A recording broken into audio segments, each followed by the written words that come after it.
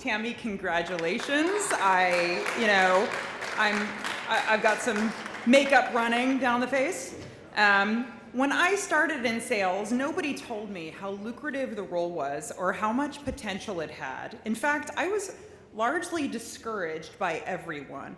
I would hear women say, as I'm sure you've all heard, "Oh, I could never be in sales." I was an awkward and bullied child with a nervous tic that led everyone in the 6th grade to call me Blinky. I was an undirected teenager with no plans for the future and zero expectations for success.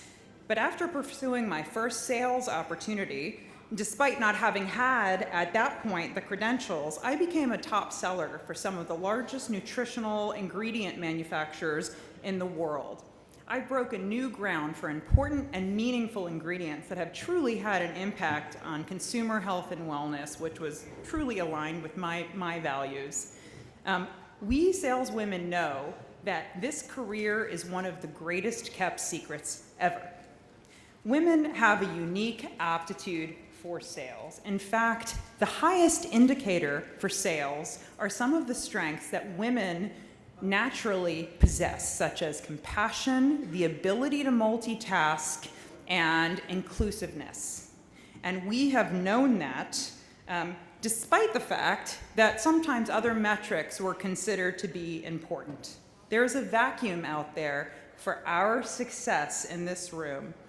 And I'm sorry to say this, men, but the old boys club is retiring. Yeah.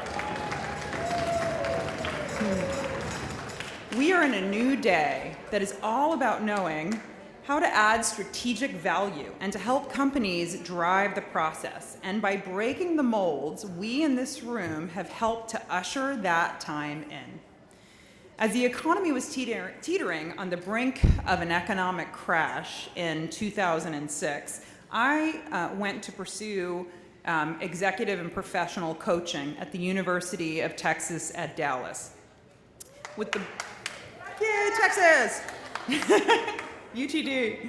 With the birth of my second child, my son Liam, and my subsequent divorce, I decided that it probably wasn't a great time in 2008 to begin a coaching practice. And so I took my executive coaching experience and my sales background, and I combined them into a sales coaching platform specifically targeting women, and I used them at the organization, my company that I'd worked with.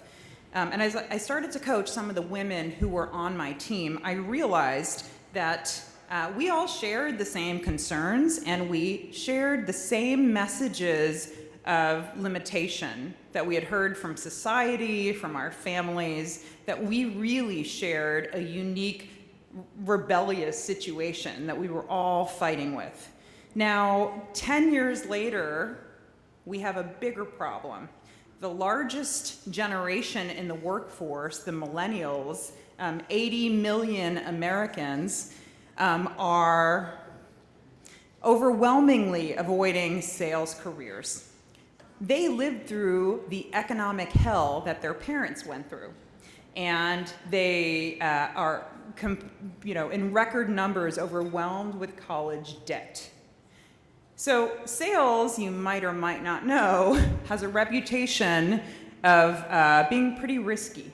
They don't want to pursue a career that has a high propensity of failure, and female millennials even more so.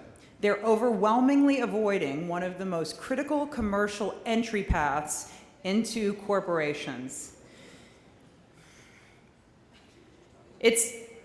We all know as well, the women in this room, sales is a subject that's not taught in college or in universities or really anywhere.